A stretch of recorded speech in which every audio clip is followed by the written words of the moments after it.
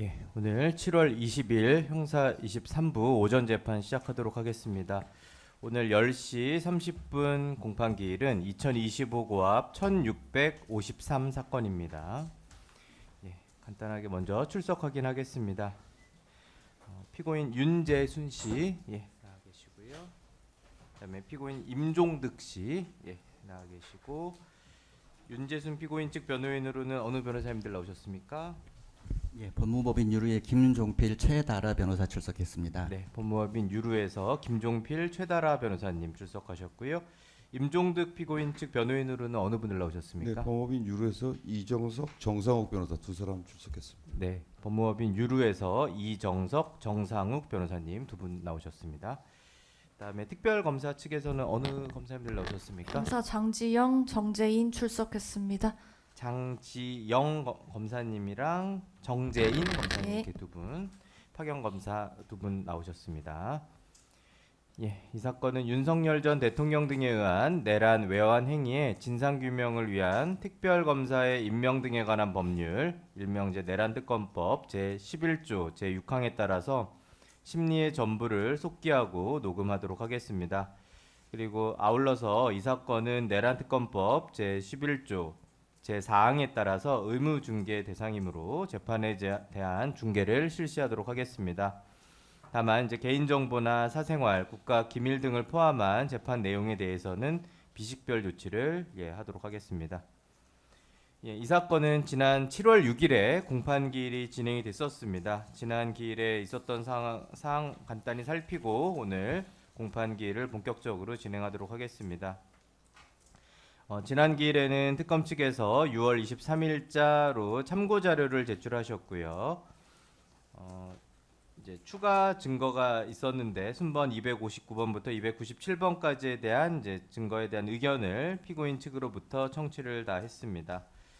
그리고 피고인 측에서 추가 증거 신청하시는 게 있어서 윤재순 피고인 측에서는 증가 제1호증부터 5호증까지를 제출해 주셨고, 임종득 피고인 측에서는 증나 제1호증을 서증으로 제출하셨었습니다. 그리고 증거 체부 결정 이후에 양측의 서증 조사를 지난 기일에 실시해서 완료했고요. 증거 조사는 다 지난 기일에 완료가 되었습니다. 오늘 기일에서는 양측에서 최종 의견을 진술하시고 다음에 변론 종결을 할 예정으로 있습니다. 지난 기일에 이후에 제출된 문건을 살펴보면은 특검 측에서 7월 15일자로 참고 자료를 내신 게 있습니다. 판결문 두 부를 내주신 것 같은데요. 피고인 윤석열에 대한 대법원 2026도 6500 판결문을 내주신 것 같고, 피고인 박성재, 이완규에 대한 서울중앙지방법원 2025 고압 1670 그 사건의 판결문을 첨부해서 내주신 것 같습니다. 그 이외에 추가적으로도 내주신 건 없는 것 같은데 맞지요? 네. 네.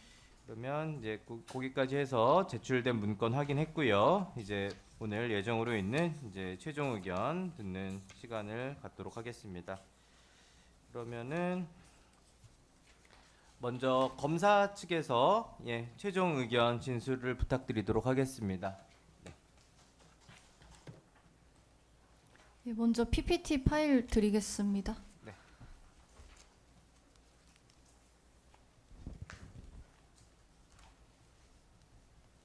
저희 여기 화면 띄워주시면 시작하겠습니다.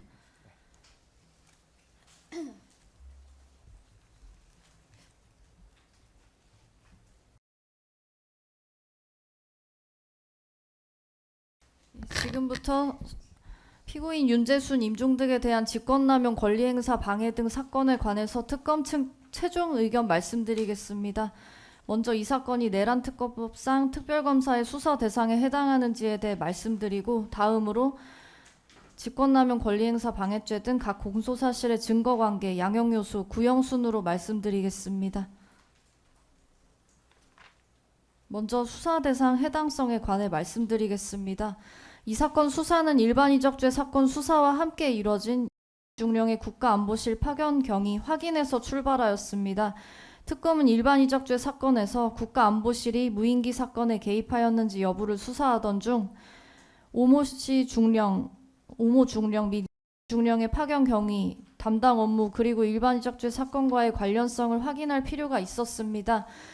그 과정에서 중령의 국가안보실 파견이 매우 이례적이라는 점이 확인되었고 이에 따라 피고인들의 직권남용 권리행사 방해죄 수사가 본격적으로 진행되었던 것입니다. 당시 언론과 국회에서도 중령 및 HID 출신 오모 중령이 근무한 국가안보실 국가위기관리센터가 비상계엄 또는 무인기 관련 대북 활동과 연관되어 있는지 규명해야 한다는 문제 제기가 있었습니다. 특검으로서는 이들의 국가안보실 파견 경위, 국가안보실에서 담당한 업무, 그리고 비상계엄 여건 조성을 위한 평양 무인기 침투 사건과의 관련성을 확인할 필요가 있었습니다.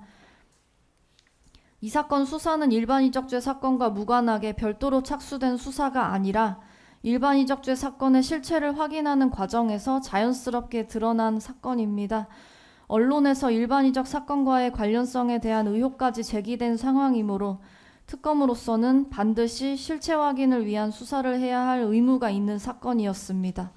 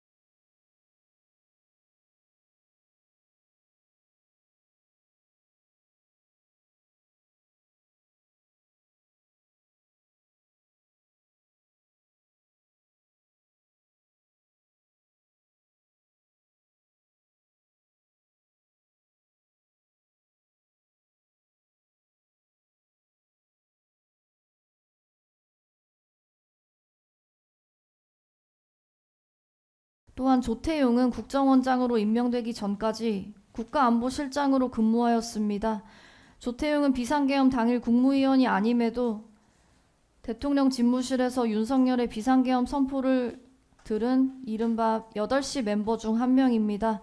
내란 특검으로서는 조태용이 어떤 자격과 경위로 내란 행위에 관여하였는지, 그가 국가안보실장으로 근무하던 시기에 국가안보실 업무와 무인기 관련 활동이 어떤 관련이 있는지 확인할 필요가 있었습니다. 특검은 이를 3차례 조사하였습니다. 이 조사는 단순히 국가안보실 파견 관련 인사청탁 경위만을 확인하기 위한 것이 아니었습니다. 특검은 이가 합참에서 담당하였던 무인기 전력화 관련 업무, 국가안보실 파견 이후 담당한 업무, 무인기 대북 침투 작전과의 관련성 등을 집중적으로 확인했습니다. 이는 이 사건이 일반적인 인사비리 수사가 아니라 일반 이적죄 사건의 실체를 규명하기 위한 수사 과정에서 진행된 것임을 보여줍니다. 이 사건은 일반 이적죄 사건 수사, 조태용 관련 수사, 국가안보실 직원 수사가 서로 맞물리는 과정에서 확인된 사건입니다. 특검은 일반 이적 사건의 실체를 규명하기 위해 국가안보실의 역할과 관련자들의 업무를 확인하던 중 파견 관련 이 사건 혐의를 발견하였습니다. 따라서 이 사건은 내란특검법상 일반 이적 사건의 관련 사건에 해당합니다. 다음으로 이 사건은 윤석열 등의 일반 이적죄 사건과 관련해서 영장에 의해 확보한 증거물을 공통으로 하는 사건이기도 합니다. 2025년 9월 26일 서울중앙지방법원은 윤석열 등의 일반 이적죄 사건 수사를 위하여 압수영장을 발부하였습니다. 위 영장에는 이의 국가안보실 파견 경위를 알 수 있는 문서들이 압수할 물건으로 명시되어 있었는 바, 해당 문서들이 일반 이적 사건의 유권 증거들임이 판사의 압수수색 영장 발부 사실 자체로 증명되어 일반 이적 사건의 증거로 제출되기까지 하였습니다. 위 자료들은 2025년 11월 27일 윤재순 등에 대한 직권남용 권리행사 방해 등 혐의 압수수색 영장에 따라 재압수되어 이 사건의 핵심 증거물로 사용되었습니다. 이 사건 영장에 의해 확보된 압수물들은 단순한 인사자료가 아니라 이를 비롯한 국가안보실 관계자들이 일반이적죄 사건에 관여하였는지, 즉 공범으로 볼 수 있는지, 윤석열과 이를 보좌하는 대통령실이 언제부터 비상계엄 및 그 여건 조성을 위한 무인기 침투 작전을 계획하고 준비하였는지를 판단하기 위한 증거물로 검토된 자료입니다. 특검은 이를 비롯한 국가안보실 관계자들을 일반이적 사건의 피의자로 입건하지는 않았습니다. 그러나 위 자료들은 일반이적 사건의 수사 과정에서 국가안보실 관계자들의 관여 여부와 혐의 유무, 윤석열 등이 언제부터 비상계엄 및 그 여건 조성을 위한 무인기 침투 작전을 준비하였는지를 판단하기 위해 실제로 사용된 증거들입니다.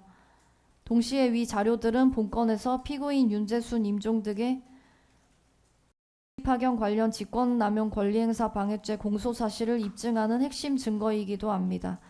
따라서 이 사건은 일반이적죄 등과 관련하여 영장에 의하여 확보한 증거물을 공통으로 하는 범죄이고 일반이적 사건 수사 과정에서 인지된 관련 사건에 해당합니다.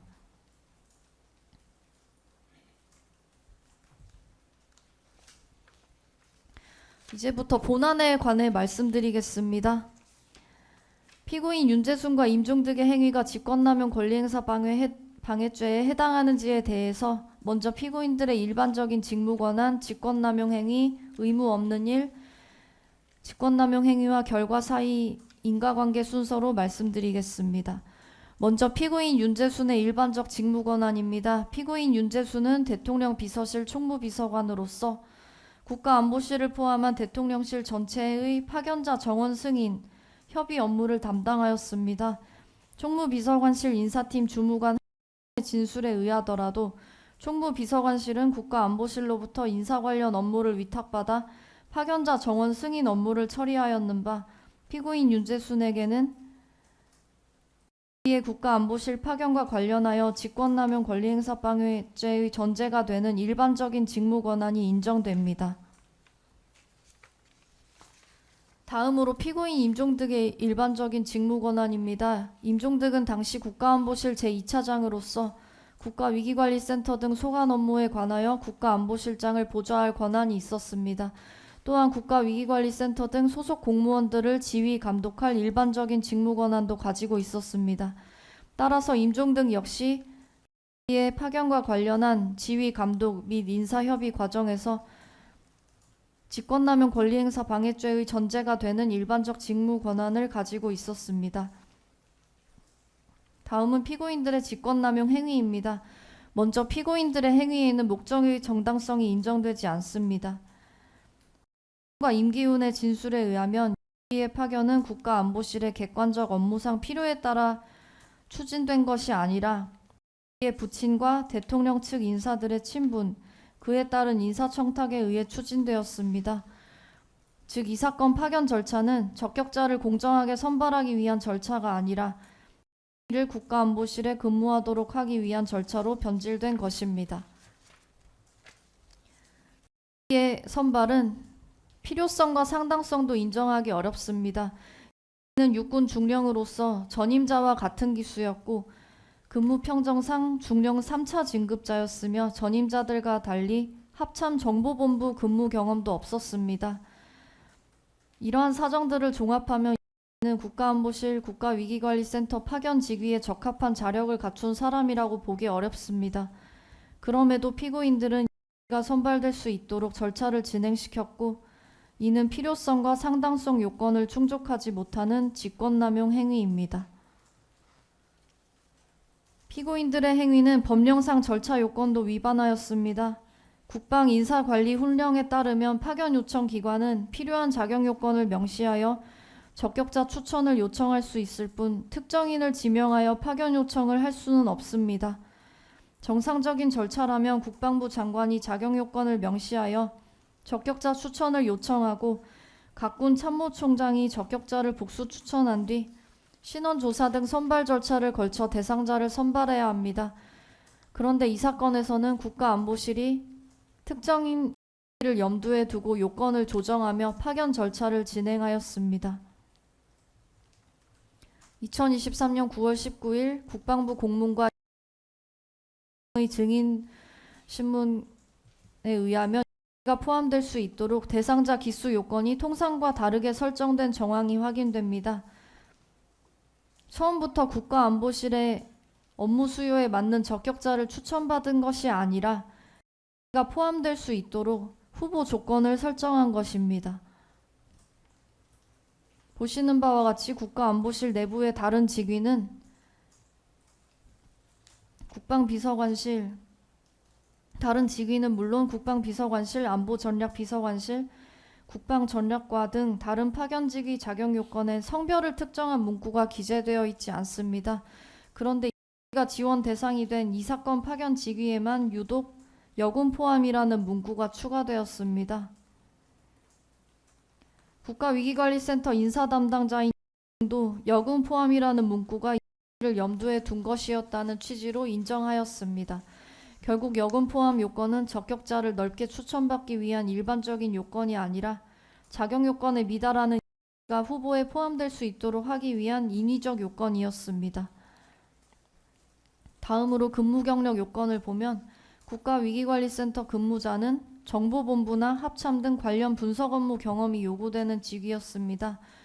따라서 단순한 합참 근무 경력자가 아니라 합참 정보본부 등에서 현용 정보 업무를 담당한 경험이 있는 사람이 적합하였습니다. 그럼에도 자격 요건은 합참 정보본부 근무 유경험자가 아니라 합참 근무 유경험자로 넓게 설정되었습니다. 이는 합참 전략기획본부 근무 경력만 있는 가 추천자 명단에 포함될 수 있도록 요건을 완화해서 작성한 것입니다. 이와 같은 기수 요건, 여군 포함 요건, 근무 경력 요건 수정은 모두 자격 요건에 미달하는 를 국가안보실 파견 근무자로 선발하기 위해 이뤄진 것입니다. 선발에 대하여 국가위기관리센터 내부에서 부적절하다는 의견이 제기되었습니다. 국가위기관리센터장 송광재는 해당 직위에 적합하지 않다는 취지로 여러 차례 재고를 요청하였으나 피고인들은 이러한 반대 의견을 묵살하였습니다. 국가안보실은 계속하여 반려되던 군인 정원 순증 요청을 선발을 위해 승인받았습니다. 국방부 공문에 의하면 기존 정원 내에서 적격자를 선발하는 것이 아니라 이를 국가안보실에 근무하도록 하기 위해 정원 증원까지 이뤄진 정황이 확인됩니다. 피고인들은 이 사건이 단순한 인사추천에 불과하다고 주장합니다. 그러나 피고인 윤재수는 임기훈에게 이를 국가안보실에 근무하게 해달라고 하면서 이의 부친과 대통령과의 친분을 언급하였습니다. 이에 따라 실무자들과 임기훈은 이를 단순한 의견 개진이 아닌 인사청탁으로 받아들였습니다. 피고인들은 임종득이 퇴임 예정자였고 후임자와 합동 근무 중이었다는 사정을 들어 공모관계를 부정하려 합니다. 그러나 이를 선발하기 위한 인사청탁 공모는 임종득이 아직 국가안보실 제2차장이던 2023년 8월경 이미 이뤄졌습니다. 또한 임종득의 퇴임 전인 2023년 9월 22일 를 포함한 후임자인 인성환은 선발 절차 진행에 실질적으로 관여한 바 없이 단순한 보고만 받았을 뿐입니다. 따라서 임종득이 퇴임 예정자였다는 사정만으로 윤재순과의 공모관계나 직권남용 행위를 부정할 수는 없습니다. 이는 국가안보실에 추천할 우수자원이라고 보기 어려웠습니다. 그럼에도 실무자들은 이를 파견 후보자로 추천하였는 바 이는 피고인들의 직권남용으로 인하여 실무자들이 의무 없는 일을 하게 된 것에 해당합니다. 다음은 직권남용 행위와 결과 사이 인과관계에 대해 말씀드리겠습니다. 피고인들의 요구와 지시는 국가위기관리센터, 국방부, 육군본부 인사 담당자들에게 순차 전달되었고 그 결과 이는 국가안보실 근무장교 후보자로 추천되었습니다. 이후 면접이 진행됐으나 면접관들은 이미 이를 선발해야 한다는 사정을 인식하고 있었고 후보자 역시 자신이 사실상 들러리였다는 취지로 진술하였습니다. 결국 위 면접은 실질적인 적격성 심사가 아니라 요식행위에 불과하였고 이는 최종 후보군에 포함되어 의 후임자로 선발되었습니다. 피고인들의 직권남용 행위가 없었다면 가 후보자 명단에 포함되고 면접을 거쳐 최종 선발되는 결과는 발생하지 않았을 것입니다. 결국 피고인들의 행위와 가 파견 근무자로 최종 선발된 결과 사이에는 충분한 인과관계가 인정됩니다. 다음으로 피고인 윤재순에게 부정청탁금지법 위반죄가 성립된다는 점 말씀드리겠습니다. 부정청탁금지법은 공직자 등의 인사에 관하여 법령을 위반하여 개입하거나 영향을 미치도록 하는 청탁을 금지하고 공직자가 그 청탁에 따라 직무를 수행하는 것도 금지하고 있습니다. 피고인 윤재순은 김진태 전 검찰총장으로부터 국가안보실에 근무하게 해달라는 청탁을 받고 국방비서관 임기훈에게 가 국가안보실에서 근무할 수 있도록 요구하고 총무비서관실 인사 담당자를 통해 국가위기관리센터에도 같은 취지의 요구를 전달하였습니다. 이는 단순한 의견 전달이나 추천이 아니라 부정청탁의 대상자인 가 실제 파견 근무자로 선발되도록 총무비서관의 지위와 영향력을 이용하여 인사 절차에 개입한 것입니다. 따라서 피고인 윤재순의 행위는 부정청탁을 받고 청탁에 따라 직무를 수행한 것으로 부정청탁금지법 위반죄가 성립합니다.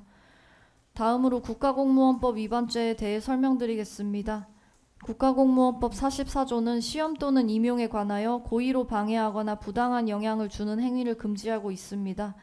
여기서 임용은 신규 채용만을 의미하는 것이 아니라 특정 공무원에게 새로운 근무기간과 직무를 부여하는 파견도 포함됩니다. 실제로 공무원 임용령은 임용의 의미에 파견을 명시적으로 포함하고 있고 인사혁신처 역시 임용을 공무원 관계의 발생 변동 소멸에 이르는 일련의 과정으로 설명하면서 파견을 그 유형 중 하나로 보고 있습니다. 따라서 이를 국가위기관리센터에 파견 근무하게 한 절차는 국가공무원법 44조의 임용에 해당합니다. 이 사건에서 피고인들은 사적 청탁에 따라 특정인이 선발되도록 자격 요건을 조정하고 추천 절차와 면접 절차에 영향을 미쳤습니다. 이는 단순한 의견 개진이나 정상적인 업무 협의가 아니라 공무원의 파견 근무자 선발 및 파견 명령이라는 임용 절차에 관하여 부당한 영향을 행사한 행위입니다.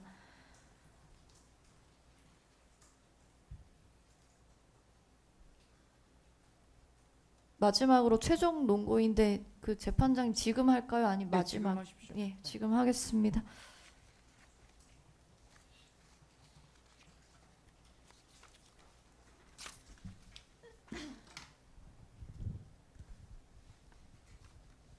예, 최종 논고와 구형하겠습니다. 이 사건은 단순히 특정 군인 한 명이 국가안보실에 파견된 사건이 아닙니다. 이 사건의 본질은 대통령 비서실과 국가안보실이라는 국가 최고 권력기관의 권한이 사적 인사청탁을 실현하기 위한 수단으로 사용되었고 그 과정에서 군 인사 및 국가공무원 임용 절차의 공정성과 객관성이 훼손되었다는 데 있습니다. 대통령 비서실과 국가안보실은 대통령의 직무와 국가안보에 관한 직무를 보좌하는 핵심 국가기관입니다. 특히 국가안보실 국가위기관리센터는 국가위기관리와 안보위기 초기 대응을 담당하는 조직으로서 그 파견 근무자 선발은 단순한 내부 보직 인사가 아니라 국가안보 업무 수행의 적정성과 직결되는 절차입니다. 그럼에도 피고인 윤재순은 이를 대통령실 또는 국가안보실에 근무하게 해달라는 사적 청탁을 받고 국가안보실 파견 근무자 선발에 관여할 권한이 없었음에도 대통령 비서실 총무비서관이라는 지위와 영향력을 이용하여 국방비서관 임기훈에게 이를 국가안보실에 근무할 수 있게 해달라고 요구하였습니다. 나아가 총무비서관실 인사담당 행정관을 통하여 국가위기관리센터 인사담당자에게도 같은 취지의 요구를 전달하게 하고 이 선발을 위한 파견근무자 정원 증원까지 용인하였습니다. 피고인 윤재순은 자신의 행위가 단순한 인사추천에 불과하다고 주장합니다. 그러나 피고인은 당시 대통령실의 인사, 조직, 예산 등 핵심 실무를 담당하던 총무비서관이자 윤석열 전 대통령의 최측근으로서 대통령실 내부에서 상당한 영향력을 행사할 수 있는 지위에 있었습니다. 이러한 피고인의 요구는 일반인의 단순한 추천이나 의견 개진과는 그 의미와 무게가 본질적으로 다릅니다. 피고인 임종득 역시 국가안보실 제2차장으로서 피고인 윤재순의 인사청탁 사실과 내용을 보고받고도 이를 제지하기는커녕 뽑을 수밖에 없다는 취지로 말하며 내부 반대 의견을 무마하였습니다. 이는 국가안보실 내부의 정상적인 검토와 견제 기능을 무력화하고 이미 내정된 특정인의 선발을 관철시킨 것입니다. 이 사건 범행은 하부 직원들을 동원하여 여러 단계에 걸쳐 계획적, 순차적으로 진행되었습니다. 피고인들은 가 선발될 수 있도록 국가위기관리센터 내부의 반대 의견을 묵살하고 이의 이력에 맞추어 자격 요건이 반영되도록 하였으며 국방부 및 육군본부 인사 담당자들로 하여금 이를 후보자 추천 명단에 포함시키게 하였습니다. 그 결과 후보자 추천과 면접 절차는 이미 내정된 특정인을 선발하기 위한 형식적 절차로 전락하였습니다. 공무원 인사는 공직사회에 대한 국민의 신뢰를 지탱하는 가장 기본적인 영역입니다. 특히 대통령 비서실과 국가안보실처럼 국가 최고 권력기관에 해당하는 조직에서 사적 청탁에 따라 인사가 좌우된다면 공직사회 전반의 공정성과 법치주의에 대한 국민의 신뢰는 심각하게 훼손될 수밖에 없습니다. 더구나 이 사건에서 문제된 직위는 국가위기관리센터 파견 근무자입니다. 국가위기상황관리와 안보위기 초기 대응을 담당하는 조직의 인사가 사적 청탁과 권한남용에 의해 왜곡되었다는 점에서 이 사건의 위법성과 비난 가능성은 결코 가볍지 않습니다. 그럼에도 피고인들은 자신들의 행위가 정상적인 인사협의나 적법한 추천 절차에 불과하다며 주장하고 있습니다. 고위공직자였던 피고인들에게 요구되는 청렴성과 공정성, 국가안보 관련 인사 절차의 중요성, 그리고 이 사건으로 훼손된 공적 신뢰를 고려하면 피고인들에게는 그 책임에 상응하는 엄정한 형의 선고가 필요합니다. 피고인들의 죄책이 중하고 죄질이 불량한 점, 범행으로 훼손된 공직사회와 국가안보 인사 절차에 대한 신뢰의 중대성을 고려하셔서 피고인 윤재순에게 징역 5년, 피고인 임종득에게 징역 3년을 선고해 주시기 바랍니다. 네. 그러면 이제 이어서 변호인들께서 이제 최종 의견을 말씀해 주시겠습니다. 먼저 윤재순 피고인 측 변호인께서 최종 의견 이제 말씀해 주시죠. 예, 상세한 의견은 최종 그 변론 요지서를 통해서 말씀드리기로 하고 오늘은 그 요지만 구두로 말씀드리겠습니다. 네.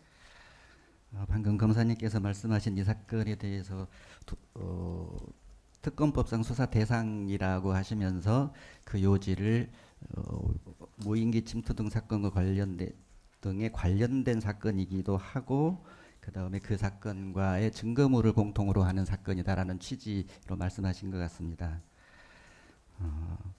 여기는 저 변호인들의 어떤 개인적인 주장이 아닌 최근에 선고된 법원의 그 판례들을 통해서 반박을 먼저 하겠습니다.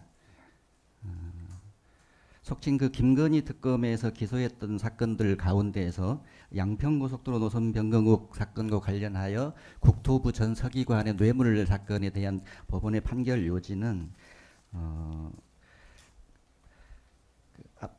압수수색에서 확보된 뇌물 사건의 증거가 양평고속도로 사건의 증거와 공통되지 않아서 증거물을 공통으로 하는 범죄에도 해당되지 않는다라는 취지로 공소기각을 하였습니다. 물론 그 전제로서는 그 양평고속도로 노선 변경 의혹 사건과의 관련성도 인정되지 않는다는 것입니다. 그리고 똑같은 특검이 기소했던 그 속칭 그 언론에서는 집사게이트 사건이라고 명명을 하였던 것 같은데 그 집사게이트 사건에 있어서도 그 횡령 혐의로 기소되었던 사람에 대해서 언론 보도만 보면 그 횡령 금액이 46억이었고 그 횡령의 피해자가 동일한 회사였습니다. 근데 법원은 그 중에서 한 20몇 억 원 정도에 대해서는 원래 특검법상 수사 대상인 사건과 관련성은 인정이 되지만 무죄라고 본 것 같고, 나머지 횡령 금액에 대해서는 특검법상 수사 대상과 관련성이 인정되지 않는다라는 취지로 공소 기각을 하였고, 위 두 사건은 모두 대법원에서 확정이 된 것으로 알고 있습니다. 똑같은 횡령이고 피해자도 동일함에도 불구하고 법원은 사건 관련성이 인정되지 않는 부분에 대해서 공소 기각을 하였습니다. 이 판결 자체로 증거물을 공통으로 하는, 영장에 의하여 확보된 증거물을 공통으로 하는 사건의 개념을 법원이 어떻게 보고 있는지 명확히 알 수 있다고 생각됩니다. 그리고 세 번째로 똑같이 김건희 특검에서 기소한 사건과 관련돼서 전 국회의원의 불법 자금 수사 사건에 대한 수사를 하던 중에 공여자였던 사람이 자기가 소속된 종단의 임원들의 미국 원정 도박 관련돼서 경찰 수사 정보를 입수한 다음에 관련 회계 프로그램 등을 삭제한 행위에 대해서 증거인멸죄로 기소한 사건이 있었습니다. 결국 법원은 증거인멸죄로 기소한 공소 사실에 대해서도 특검법상 수사 대상이 아니다라는 취지로 공소 기각을 하였고, 최근에 대법원에서 확정이 됐다고 합니다. 그리고 두 번째로 이 사건을 기소했던 속칭 내란 특검에서 기소한 사건들과 관련돼서도 전 법무부 장관의 어떤 청탁금지법 위반 사건이라거나 아니면 전 법제처장의 국회 위증 사건에 대해서도 특검법상 수사 대상과 관련성이 없다라고 해가지고 공소기각이 선고됐다는 언론 보도가 있었습니다. 결국 이 사건의 이 특검법상 수사 대상이라고 주장을 하는 특검의 논리는 처음에 말씀드렸던 것처럼 일단 관련성이 인정돼서 수사에 착수했다. 그리고 두 번째, 증거물을 공통으로 하는 사건에 해당된다라는 취지로 해석이 됩니다.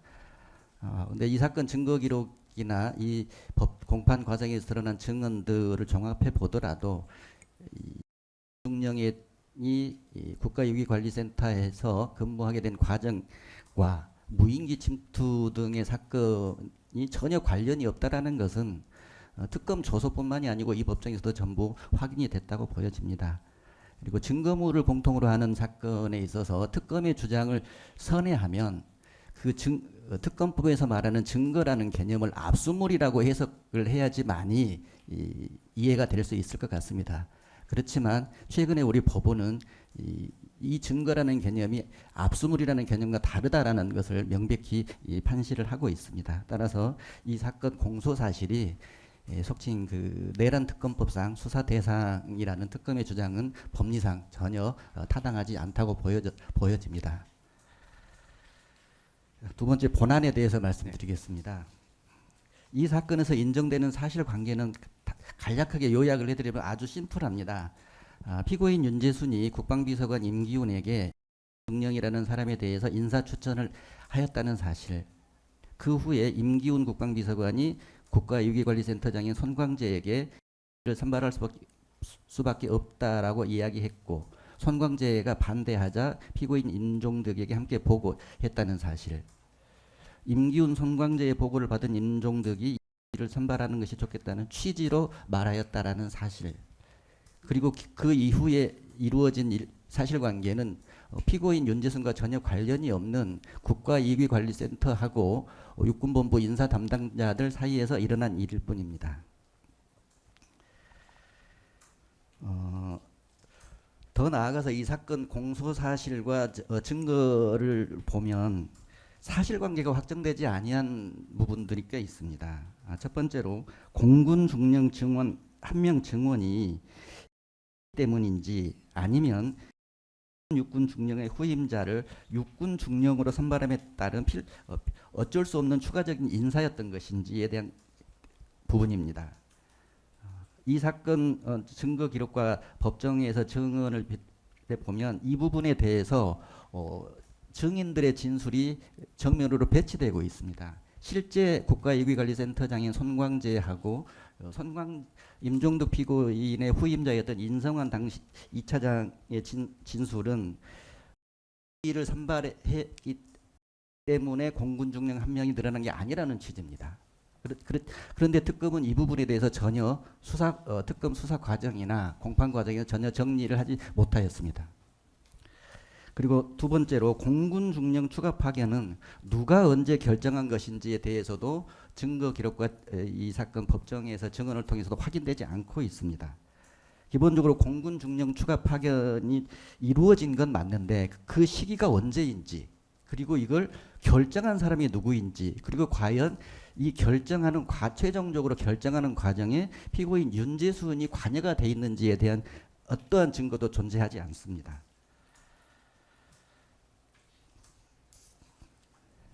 그리고 세 번째, 총무비서관실이 국가안보실의 현역 군인 추가 파견과 관련돼서 이에 관여할 권한이 있었는지 여부도 확인되지 않고 있습니다. 특검은 특검 진술 등을 토대로 해가지고 총무비서관실이 현역 군인 추가 파견에 관여할 권한이 있었다라고 주장하고 있습니다. 하지만 이 법정에서 분명히 증언을 하였습니다. 안보실의 현역 군인 추가 파견과 관련돼서 총무비서관실이 관여한 적도 없다. 그리고 관여할 수도 없다. 이렇게 명백하게 증언을 했었습니다. 따라서 총무비서관실이 국가안보실 현역 군인 추가 파견에 관여할 권한이 있었다라고 주장하는 특검의 입장은 성립되지 않는다고 보여집니다. 그리고 네 번째로 이 사건 직권남용 권리행사 방해죄와 관련돼 가지고 가장 중요한 게 공소장에는 이 사건 직권남용의 상대방이 육군본부 인사담당자인 으로 기재가 되어 있습니다. 그런데 증거 기록과 이 증인들의 증언 어디를 봐도 이 한테 후보자로 추천하라고 지시 내지 이야기한 사람이 특정되지 않았습니다. 같은 경우는 이러이러한 경우이면 이럴 수 있을 것 같습니다라는 취지의 증언을 이 법정에서 하였을 뿐이지 누가 이렇게 이야기를 해줬습니다라고 증언한 바도 없습니다. 따라서 직권을 남용했다라고 하는데 그 사람이 누구인지 국가유기관리센터에서 손광재인지 인지조차 정확하게 확인이 되지 않고 있습니다. 아직까지도. 그리고 마지막으로 직권남용 권리행사 방해죄가 성립을 하려면 다른 범죄와 마찬가지로 당연히 고의가 인정돼야 될 것인데 직권남용 권리행사 방해죄에서 고의는 단순히 남용한다라는 그 의사뿐만이 아니고 상대방으로 하여금 의무 없는 일을 하게 한다는 인식도 인정되어야 한다라고 하는 게 우리 대법원의 일관된 판례입니다. 여기서 의무 없는 일을 하게 한다라는 것을 이 사건에 있어서 적용을 해보면 실무자 육군본부 인사사령부의 담당자들이 추천을 반대하는데 이 사람들로 하여금 억지로 내지는 지시에 의해서 추천하게 했다라는 그 인식을 말하는 것일 것입니다. 그런데 이 사건 특검의 조서라든지 이 법정에 나와서 증언을 했던 그 어떤 사람들도 국가위기관리센터 내에서 이를 반대하였다라는 사실, 그리고 중령이 뭐에 대해서 부정적인 생각을 갖고 있었다라는 사실을 피고인 윤재순에게 이야기해 준 사람이 전혀 없었다라는 건 확인됐습니다. 그렇다고 한다면 피고인 윤재순의 입장에서는 과연 의무 없는 일을 하게 한다라는 인식이 과연 있었을 것인지 참 의문스럽습니다. 마지막으로 결론을 말씀드리겠습니다. 이 사건은 정말 그 특검법의 수사 대상이 아닙니다. 자꾸 이거를 이렇게 주장하시는 게 과연 맞는지 잘 모르겠습니다. 그리고 직권남용 권리행사 방해 역시 방금 말씀드린 것처럼 중요 부분에 있어서 증명이 전혀 이루어지지 않는 경우에 해당된다고 보여집니다.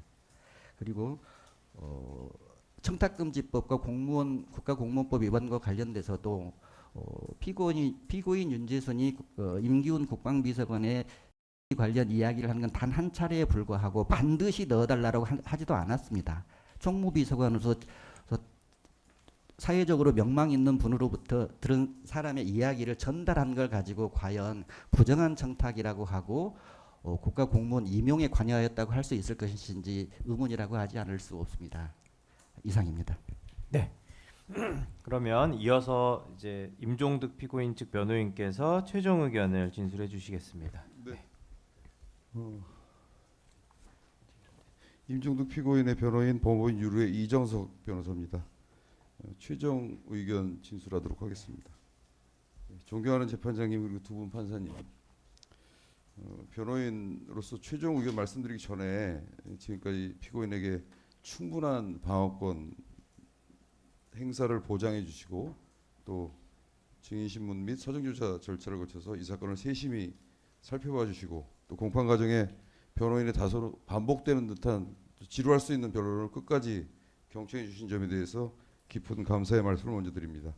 변호인으로 오늘 드리고자 하는 말씀은 두 가지입니다. 첫째는 이 사건 공소제기가 애당초 특별검사의 권한 밖에서 이루어진 것이어서 실제 판단으로 나아갈 필요도 없이 공소 기각되어야 한다는 것이고, 둘째는 설령 실체적 판단에 나아가신다고 하더라도 피고인을 유죄로 인정할 아무런 증거가 없다는 점입니다.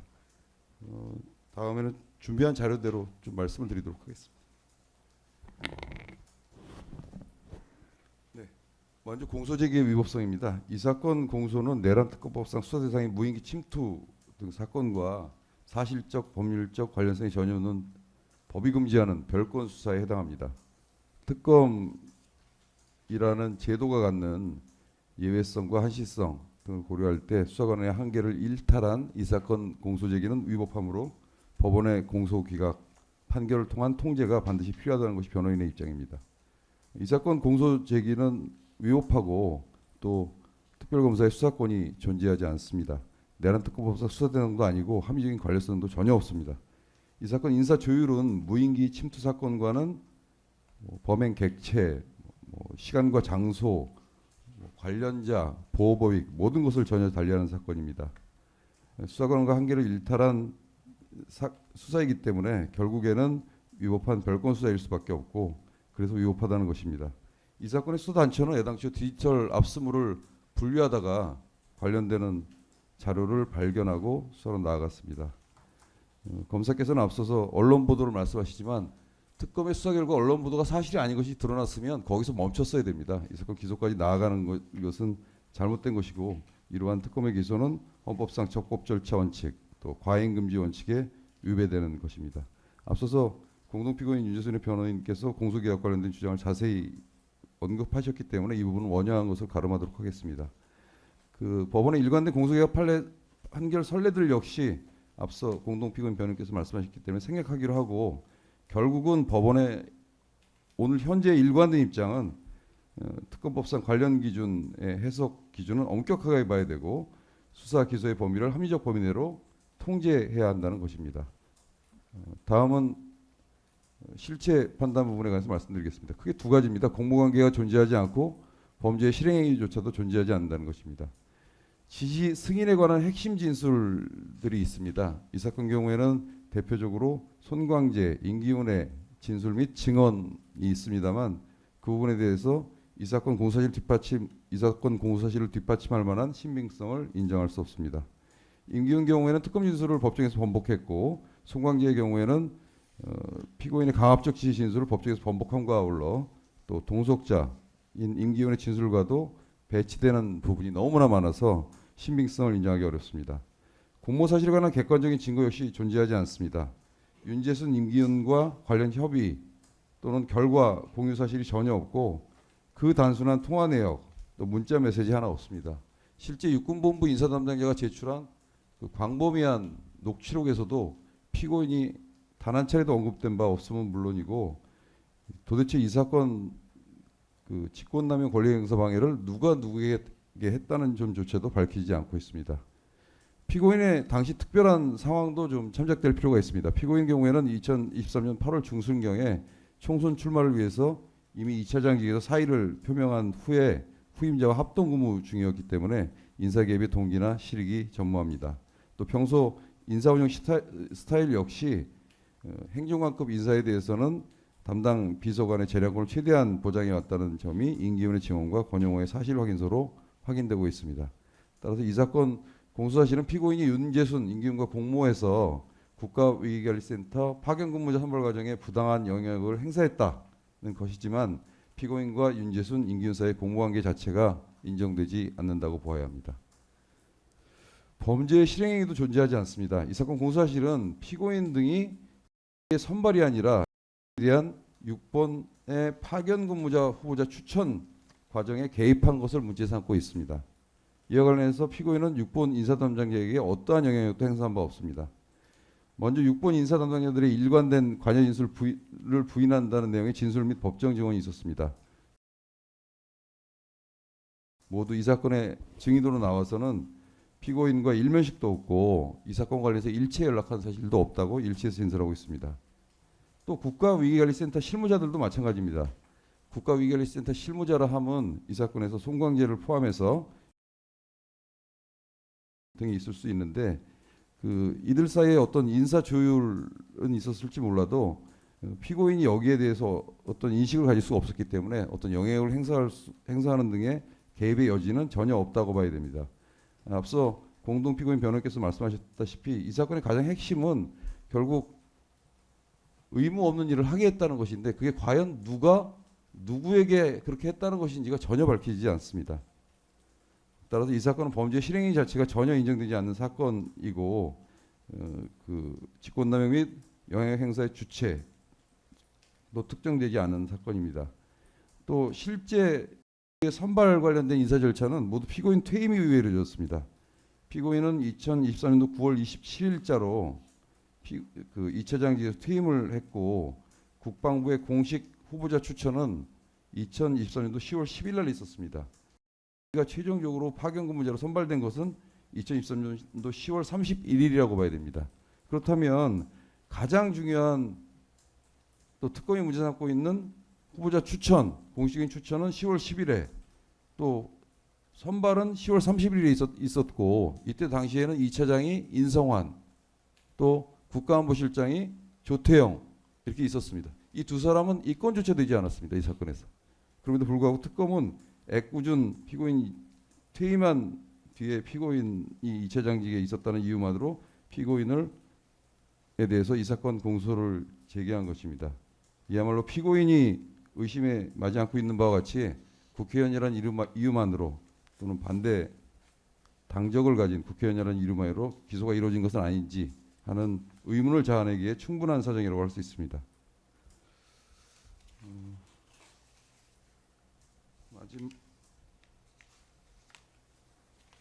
마지막으로 말씀드리겠습니다. 존경하는 재판장님 또 두 분 판사님, 이상에서 말씀드린 바와 같이 피고인에 대한 공소 제기가 적법하지 아니한 이상 형사소송법 327조 2호에 따라서 공소기각 판결을 선고해 주시고 설령 견해를 달리 하셔서 실제 판단에 나아가시는 경우라도 피고인의 공모나 범죄 실행행위를 인정할 아무런 증거가 없다는 점을 고려하셔서 피고인에게 형사소송법 제320조 후단에 따라서 무죄 판결을 선고해 주시기를 간곡하게 청합니다.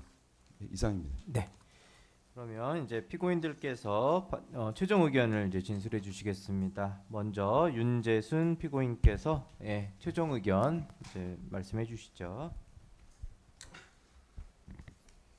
제가 평소에 존경하는 분이었습니다. 그래서 그분의 추천을 받아서 국방비서관에게 인사 추천을 했다는 것 자체가 그 행위로 인해서 이렇게 커다란 무리가 되고 그 재판까지 이르게 돼서 정말 죄송스럽고 송구스럽게 생각합니다. 국가안보실에서 사실은 명령에 대해서 이렇게 반대하고 있다라는 사실을 전혀 제가 그 당시에 알지를 못했습니다.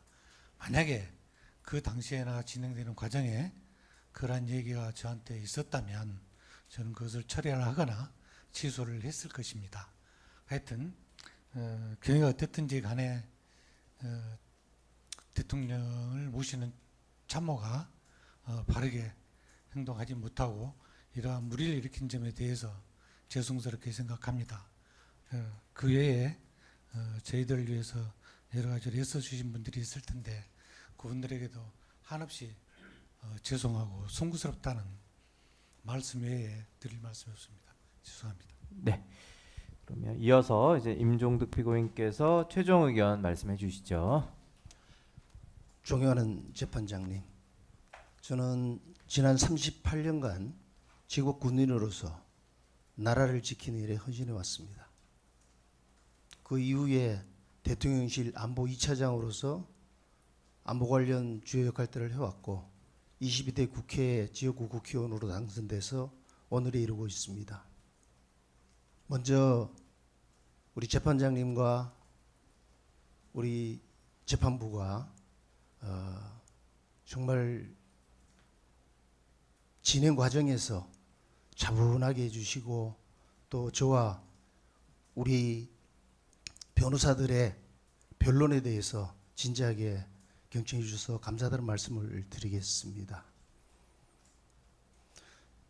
제가 일관되게 특검 과정이나 그다음에 이 진술 과정에서도 이야기를 했듯이 이번 사건과 관련돼서 저는 8월 중순에 2차장직을 사직 의사를 표명을 했고 9월 1일부터 후임자 인성한 차장과 업무를 인수인계 중이었습니다. 그리고 9월 27일 사직을 한 이후에 국회의원이 되어서 정신없이 달려왔습니다. 이 과정 속에서 대통령을 안보실에 파견받는 과정에 직권남용이라고 하는 부분들은 제가 알지도 못하는 분이고 또 파견을 통해서 얻을 실익이나 동기가 전혀 존재하지도 않습니다. 이런 부분들을 좀 잘 참작해 주십사는 말씀을 드리고 어떤 경황이든 간에 제가 공직을 담당했던 사람으로서 이러한 법정에 나와서 있는 것 자체가 많이 송구스럽습니다.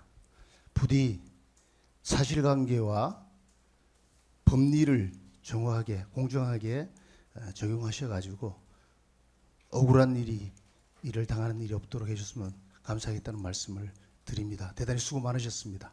감사합니다. 네.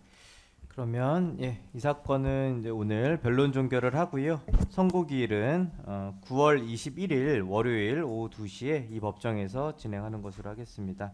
9월 21일 월요일 오후 2시에 이 법정에서 선고기일 지정해서 선고하도록 하겠습니다. 재판장님, 저희 최종 의견서 오늘 바로 제출하겠습니다. 네. 오늘자로 내시는 건가요? 예. 예.